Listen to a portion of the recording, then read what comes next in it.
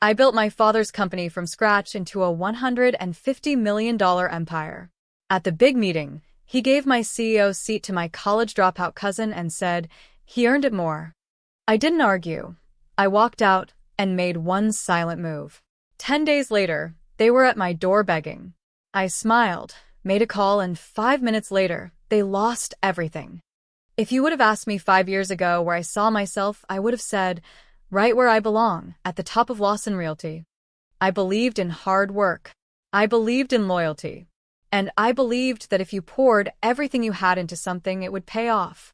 But life doesn't always reward the right things. Sometimes, it teaches you the hard way who really stands with you and who is just standing in your shadow, waiting for the chance to steal your light. I'm Mia Lawson, born and raised in Austin, Texas. Real estate was in my blood. My father, David Lawson, built Lawson Realty from the ground up. I grew up sitting in the back of boardrooms, watching him turn sketches into skylines. He was bold, respected, a man people listened to the moment he walked into a room. And I wanted to be just like him.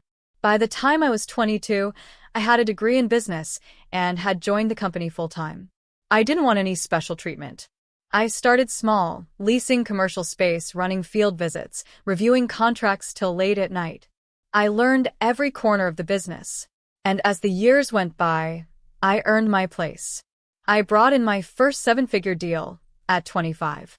Negotiated a downtown development that made headlines. My name started to mean something, not just as David Lawson's daughter, but as a rising star in my own right. Of course, my father never said those words out loud. Keep your emotions out of the boardroom, he used to say, anytime I pushed too hard for a project or stood firm on an idea. Don't get too attached. I thought he was just being protective, that maybe he didn't want me to burn out. So, I let it go. I kept proving myself, hoping that one day, he'd see I was ready. Then came the shareholders' meeting. I'll never forget that day. I'd spent 3 months working on a new urban housing project, a sustainable design that would reshape how we approached mid-range developments in Austin. I poured everything into it. My team stayed up nights running cost simulations, zoning reports, and pitch decks. It was mine, and I was proud of it. That morning, I wore my favorite navy suit. The room was full. Board members, investors, department heads. I was nervous but excited. I thought this was it, maybe the moment my father would finally announce me as the next in line. But then he stood up, smiled at the room, and said, I'd like to introduce our new vice president, Ryan Lawson. I froze. Ryan? Ryan was my cousin. 24. No degree. He dropped out of college after 1 year, bounced around a few startup jobs, and only joined Lawson Realty 6 months ago. He barely made it to work on time. And now he was VP? I looked at my father, waiting for an explanation, some kind of joke. But then Ryan got up with his usual cocky smile and started presenting. Slide after slide, I recognized the project. My project. Word for word. The pitch I'd written. The design, the numbers, even the closing quote, it was mine. He didn't even change the font. I felt my stomach twist. I turned to my father, whispering, What is this? He didn't look at me. He just said under his breath, Let him speak. When it was over, I pulled him aside. You gave him my project? I asked, my voice shaking. It's not about the project, Mia, he said, like he'd rehearsed it. It's about who can lead it forward. You're brilliant, but sometimes you're too emotional. You get too close to things. I couldn't believe what I was hearing. So, you think he's better for this company? He's hungry, my father said. He's got bold ideas. He's willing to take risks. Risks. That word hit me later, when the pieces started falling into place. I found out Ryan had been meeting with my father behind closed doors, selling him big promises, telling him that I was holding the company back with my slow, careful planning. He told him he had a way to grow faster, beat the market, go national. What my father didn't see was the way Ryan was cutting corners, unlicensed contractors, fake estimates, pushing timelines to look good on paper. And what hurt the most? My father believed him. That night, I went home, sat on the floor, and cried harder than I had in years.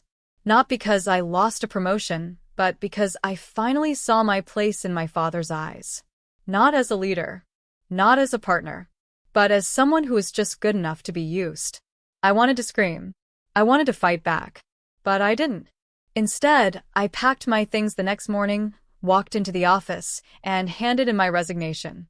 No drama, no shouting, just a signed letter and a quiet goodbye. Ryan smirked when I passed his office. "Guess it wasn't meant to be, huh?" he said. I didn't respond. I just kept walking. But in my mind, I made a promise. You took everything from me. Now I'll build something you can never take away. I didn't know how yet. I had no company, no office, no plan. But I had something stronger than all of that. I had me. And that was the day everything began. Starting from zero sounds terrifying. And in some ways it was. I had no office, no staff, and no safety net. Just my laptop, a small savings account, and the quiet fire inside me that refused to die. But what I did have, what Ryan and my father underestimated, was my network, my reputation, and the people who had seen me work day after day, year after year. I started making calls.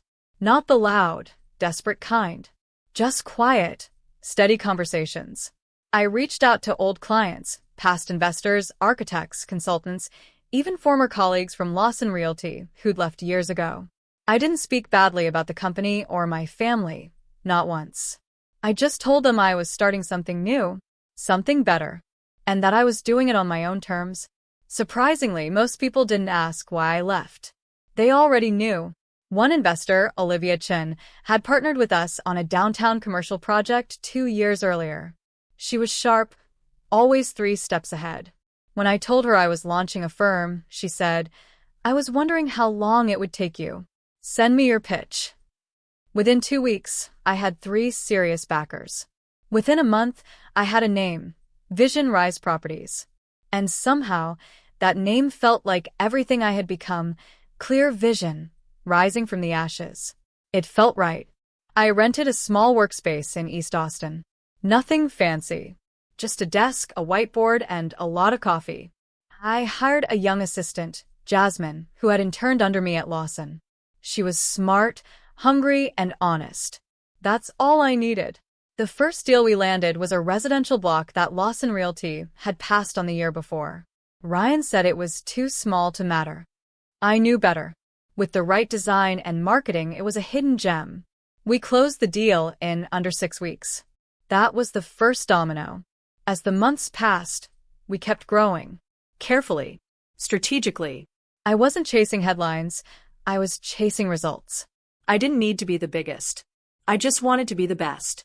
Meanwhile, I kept hearing whispers from inside Lawson Realty. A project stalled. A client pulled out. A lawsuit filed over unsafe materials. Ryan was making promises he couldn't keep. Rushing deals. Cutting costs. Ignoring city permits just to make numbers look good. And my father? Still defending him. One night, I ran into one of Lawson's former architects, Mr. Dalton, at a charity event. He leaned in quietly and said, "Mia, whatever you're building, keep going. They're bleeding over there."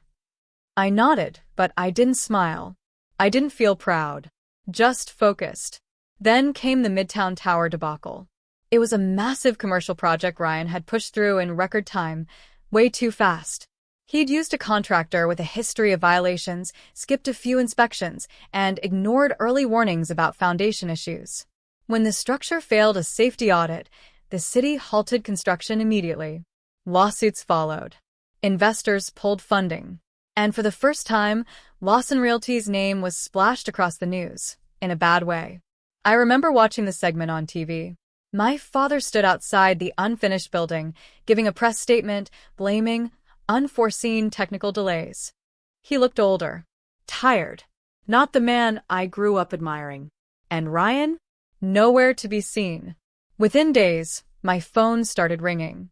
Developers who'd been tied up in Lawson's contracts wanted a way out. Some asked if I could take over the Midtown project.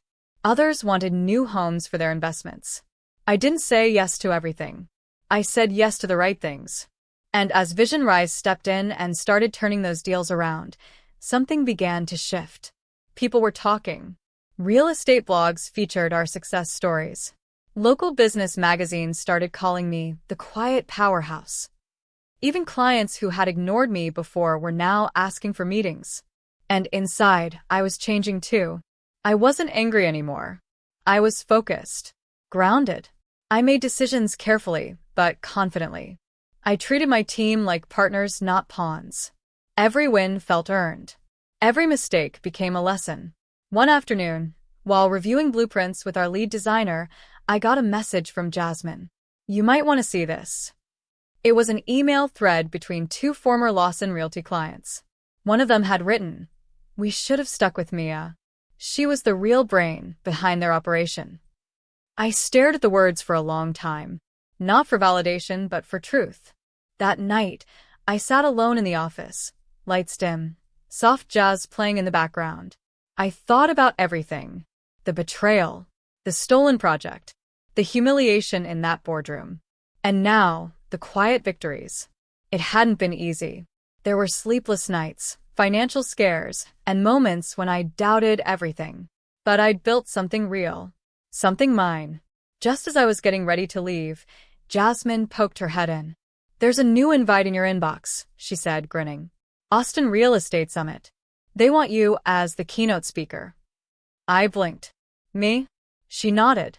"You." I didn't say anything at first. I just stared out the window at the Austin skyline, half of which I had helped shape. It was surreal. And I knew, in that moment, that the story wasn't over. Not yet. The invitation to speak at the Austin Real Estate Summit felt like a full-circle moment. I stared at it for hours before replying. Part of me wanted to say no. Not out of fear, but because I wasn't sure I wanted to stand on a stage and look back. I'd spent so long moving forward, building, healing. But something inside told me this mattered. Not for ego. Not for revenge. But for truth. I replied with one word. Confirmed. The weeks leading up to the summit were some of the busiest we'd had. Vision Rise was in high demand. We were handling 4 major developments across Austin, had just signed our first out-of-state expansion deal, and were onboarding 2 senior executives, one of whom had just left Lawson Realty. That one stung my father, I'm sure. And yet, even in all that success, I hadn't spoken to him. Not once. Not since the day I walked out. He never called. Never apologized. Neither did Ryan. But I heard things. From people still inside the company, from clients, from the industry. Lawson Realty was struggling. Deals were collapsing. Their brand was tarnished. Ryan's bad decisions had caught up with them. And my father, he was trying to hold it all together, but it was slipping. A week before the summit, I got an unexpected call. Unknown number. "Hello." I answered, distracted, flipping through a site report. "Mia." The voice was low, familiar, hesitant. I paused. "Dad." There was a long silence on the line, as if even he wasn't sure what to say. "I heard you're speaking at the summit," he said finally. "I am," I replied flatly. "I'll be there." I waited, but nothing else came. No apology. No explanation. Just that. When he hung up, I sat back and let out a breath I hadn't realized I was holding. It wasn't closure, not yet. But it was something. The night before the summit, I couldn't sleep.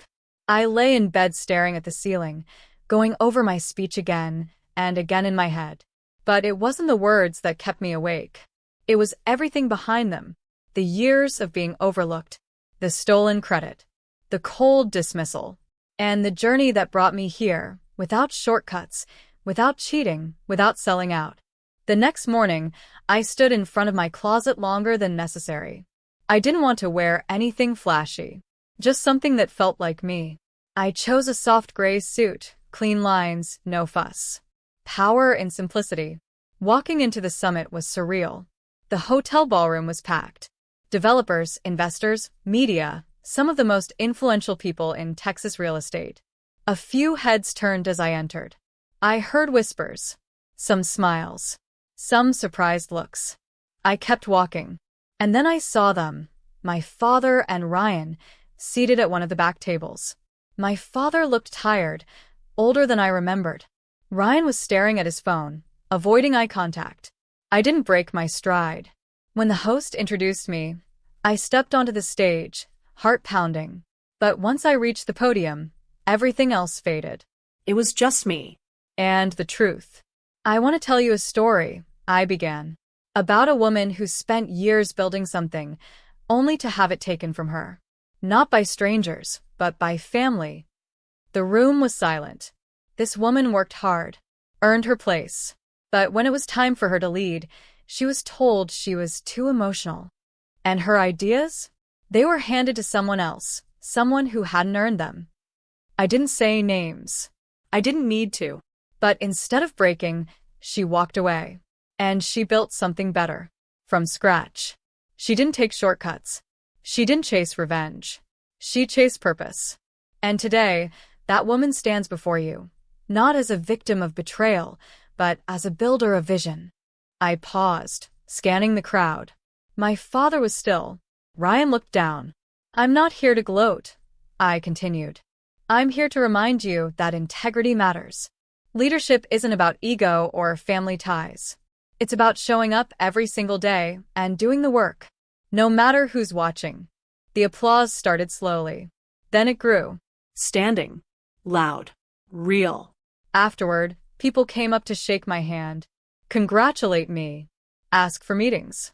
I smiled, grateful, but inside, I was still holding something back. There was one person I hadn't spoken to yet. I found him by the coffee station, alone. Dad, I said quietly. He turned. For a moment, he looked like he might say something, but he didn't. You came, I said. I did, he replied. You were impressive. I nodded. Thank you. Another pause.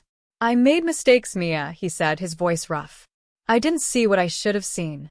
You didn't want to see, I said. There's a difference. He looked down.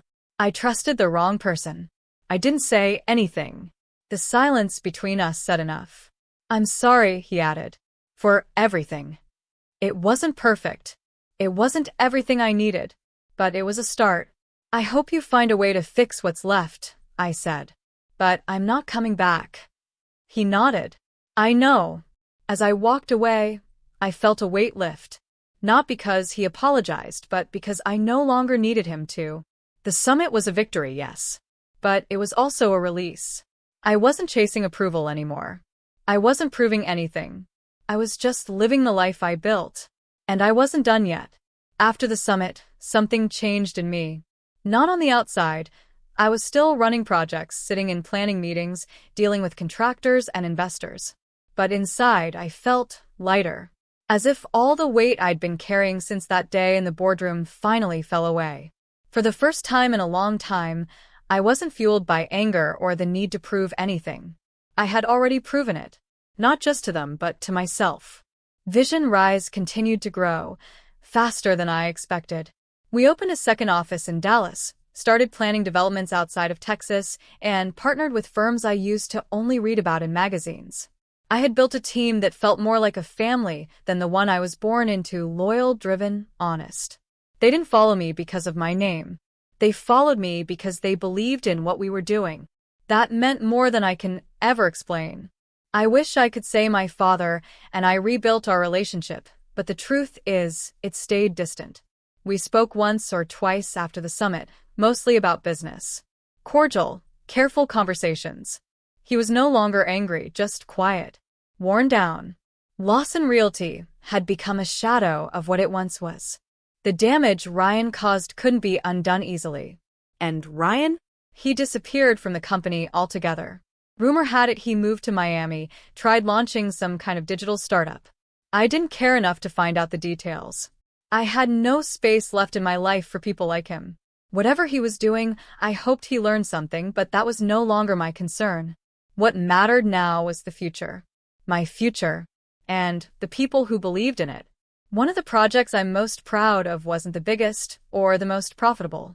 It was a community housing development on the east side of Austin. A quiet, neglected area full of potential. The city had passed over it for years, but I saw something else. Families. Stories. Lives worth investing in. We worked closely with local leaders, built energy-efficient homes, small parks, and affordable spaces for small businesses. It wasn't flashy. No headlines.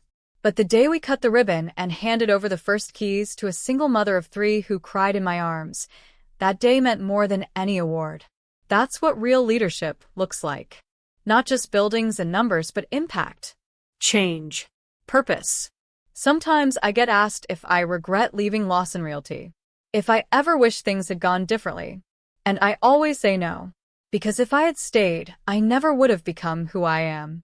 I never would have found my voice. Yes, it hurt. Yes, it broke me for a while. But sometimes, the betrayal that cuts you the deepest also sets you free. It shows you what you're really made of. It forces you to rise. One evening, almost a year after the summit, I got a call from an unfamiliar number. It was Sandra, one of my father's longtime assistants. "He's not doing well," she said. "Thought you should know." I didn't respond right away. "I'm not saying you owe him anything," she added gently. "Just thought you might want the chance to see him." It took me 3 days to decide. I walked into his house one afternoon. Quiet, no warning. He was sitting on the back porch, wrapped in a blanket despite the warm breeze. He looked up, surprised, but didn't say anything. I sat across from him. "I heard," I said. He nodded slowly. "Heart's not what it used to be." Silence stretched between us like an old, cracked bridge. "I was angry for a long time," I said finally. "Not just because of what you did, but because you never saw me. Not really." He didn't deny it, just stared out at the garden. "I thought I had to be like you to succeed," I continued. "Cold. Controlled. Detached. But I'm not like you. And that's okay. I built something without becoming someone else. And I'm proud of that." He looked at me then, eyes softer than I remembered. "You were always the stronger one," he said quietly. I just couldn't admit it. It wasn't a grand moment. No dramatic music. No tearful hug. But it was real. Honest. And maybe that was enough. When I left, I didn't look back. I didn't need to. I don't tell this story because I enjoy revisiting the pain. I tell it because I know someone out there needs to hear it. Maybe it's you. Maybe you've been passed over, pushed aside, told you're too much or not enough. Maybe someone took what was yours and acted like it belonged to them all along.